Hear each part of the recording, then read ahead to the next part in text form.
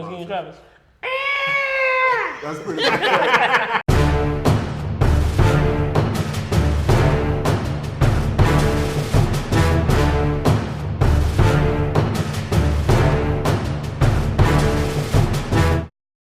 What's up? It's your mama's favorite YouTube reviewers. I'm Travis Elliott. Michael Elliott. And of course, Lavar Elliott. And this is Elliott Views. All right, so we are here to talk about Godzilla.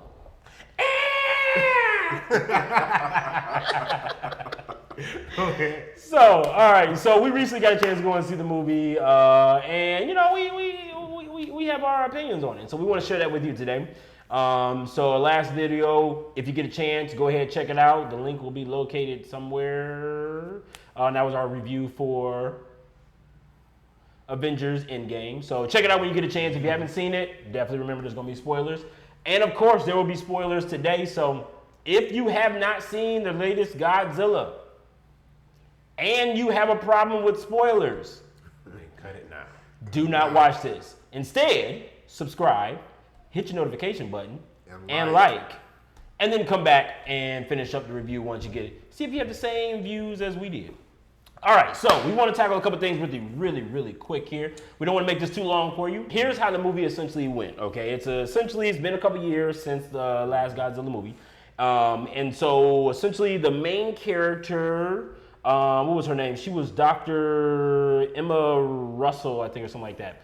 And so she actually is separated from her husband. I think his name was Mark Russell. Ultimately, they get separated because in the first movie, in the first storyline, I guess you could say, of Godzilla, their son is killed. So one of their two children is killed, their son. And so he, I guess, can't really deal with it. So he goes and does his own thing. I think we come to him somewhere in the movie where he's out taking pictures of, I forgot what he was taking. Wolves. Was it wolves? Yeah, it was wolves. It was wolves. He was out taking pictures of wolves. She has been, I guess, working on finding and controlling, building a device to control all these animals. And so ultimately the whole goal that she has is she wants to be able to control them. And by controlling them, she then wants to release every single one of them, where we find out in the movie that I think there was at least 20 something of them. It started off saying it was 17. Yeah, and then now it's got to be at least 50. I don't know about 50. 50's kind of high. But there was a lot. I'm just saying. There was definitely a lot at the end of the movie. Enough of them. And so ultimately what they're trying to do is the mindset, almost like Thanos, where her mindset is, hey, these beasts and monsters were used over time to balance out sort of the ecosystem. And now we're overpopulated, so the monsters come in. I guess her plan was to kill humans. I mean, so that's where this whole Thanos mindset is. She has no problem with people dying in order to sort of help balance out the ecosystem. And when you get to the end of the movie and you start looking at some of the credits and the news articles that pop up, you will see that essentially what she thought actually is true. Now, coral reefs, their waste being used as biofuel or something like that. So there's a lot of things that because of them coming out, it actually helped the planet. Now, so just watch the end of the movie, you get all that extra. You'll get that. Make sure if you didn't see if you saw the movie already and then you didn't stay to see all the credit stuff, you need to see it also because there's an end credit scene that sort of points towards a sequel or actually a spin off to a Godzilla kind of universe. Yeah. Monster universe. So with that, that's the whole general overall arc of it. I mean, the husband kind of bring him back because something happens with the doctor and her daughter, and they get taken by these guys who we find out really. Let me ask this question: do you guys think that? No, I guess it was. She was initially working with them. That was her whole thing. They were working for. Like I tried to tell you before, they were working for her. Okay. He said, "You came to me." That's right. That's right. He said, "You came to me." Okay. So you want to back out now? I got my whole crew. Which I'm gonna tell you this right now. What throws me off with that though is they kicked down those doors and shot up all her other researchers that were with her. Right. About that life. So that changes that. Literally right now, that sort of changes my view on her as a whole. She was a bad guy. Period. She was a bad guy. So don't try to sugarcoat it. She was a bad guy. That's interesting. She didn't care about killing people like you said. She had a greater cause. Period.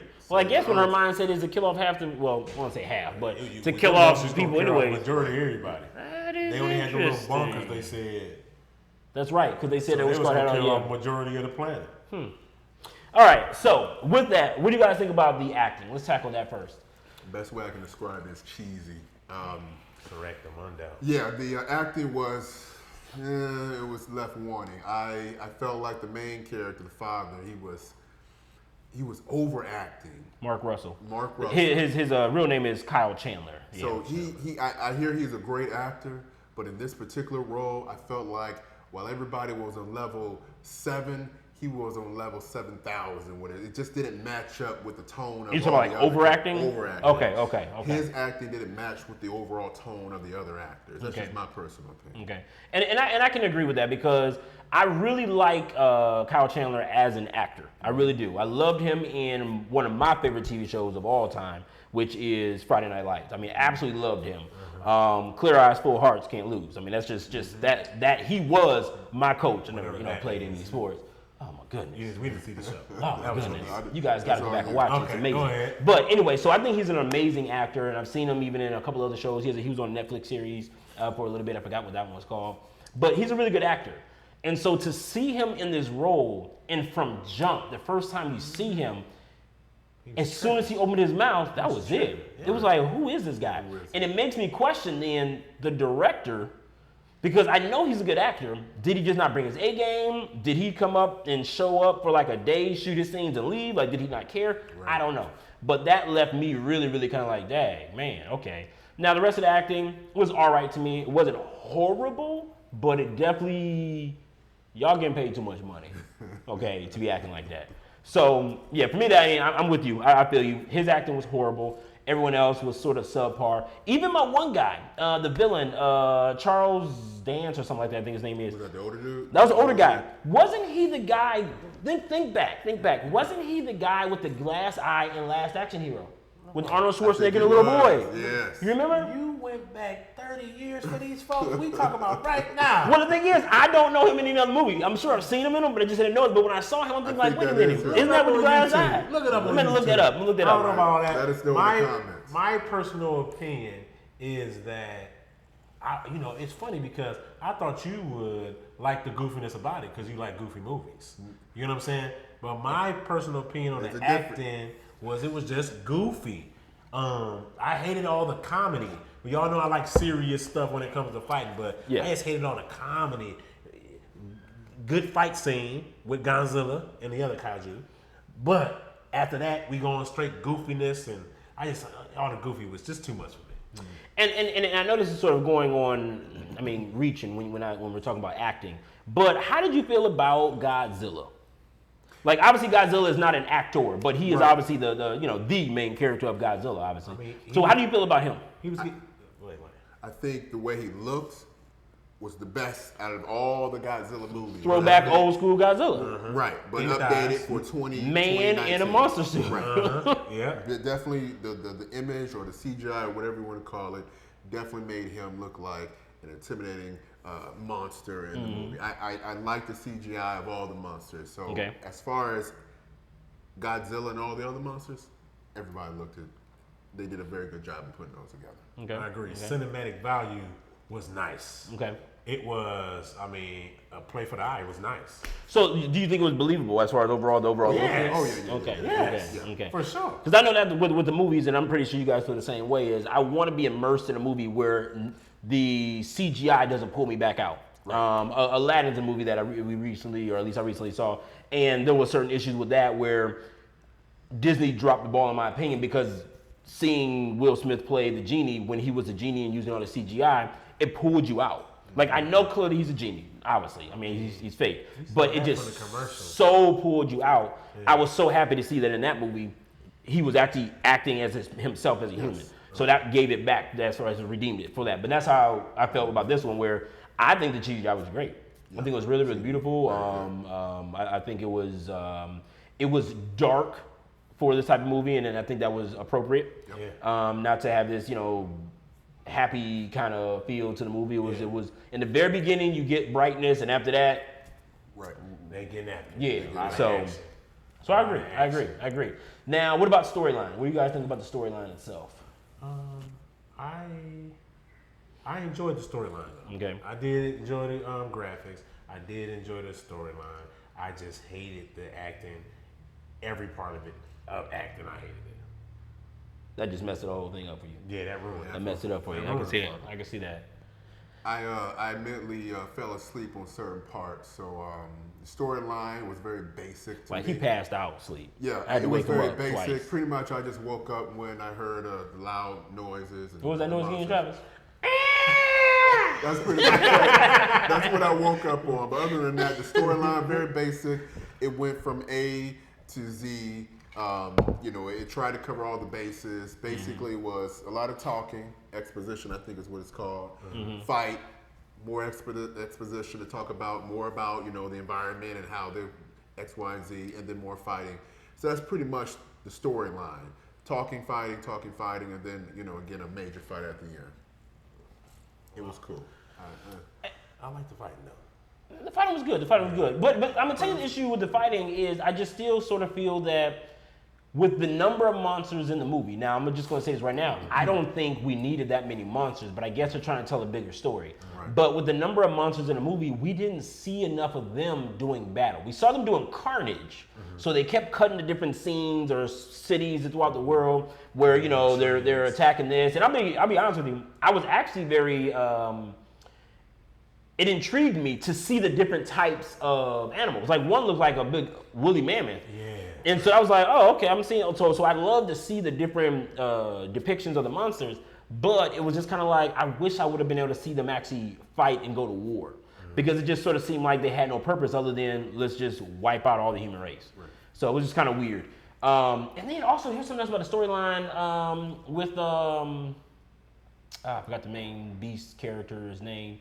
But the whole thing, he's from outer space. I'm not sure with the original canon or whatever it is of the Godzilla franchise. But I didn't know, is that one really from the three-headed one? Is he really from outer space? That's my understanding. Okay.